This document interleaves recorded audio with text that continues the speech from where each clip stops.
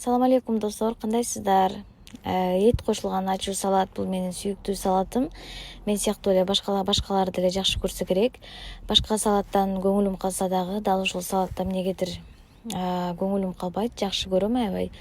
И жасоо жолдору дагы оңой. Баарыбыз жасай алабыз. Алгач төшетти 2 сааттай сууга бышырып алам. Анткени жумшак бышат. Каалоочулар майга куурусаңыздар деле болот, бирок майга кууруганда эмнегедир катуу резина болуп калат да, мага ошонусу жакпайт.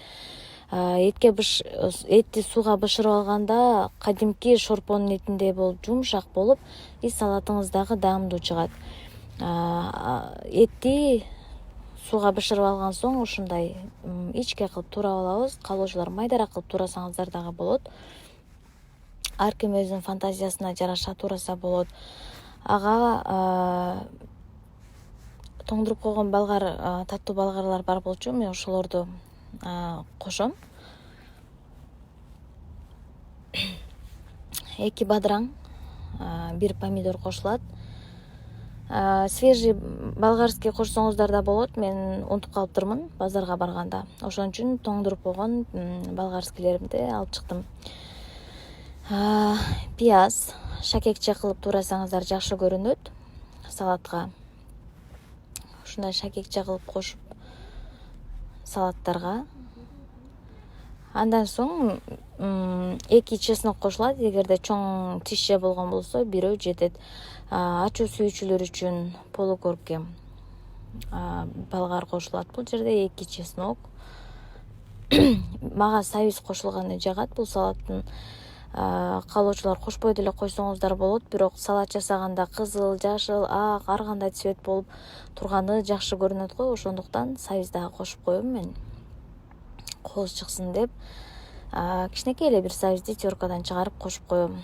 Болгарлар эч нерсе болгон эмес, сонун тоңгон. Мына ушул тоңуп турган болгарларды бирөөнү кошуп койдум. Албетте бул рецепт боюнча дагы сиздерге кенен пост жазам.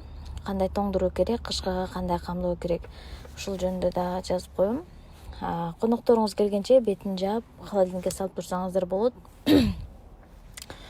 Анткени эрте соус кошкон болсоңуздар, туз барына кирет, анан суусу чыгып, салатыңыздын өңү өзгөрүп калуусу мүмкүн. Ошондуктан баарын даярдап туруп эле конокторуңуз келгенде соуска аралаштырып койсоңуз свежий, сонун салат болот. Көк чөп албетте сүйүүчүлөр үчүн.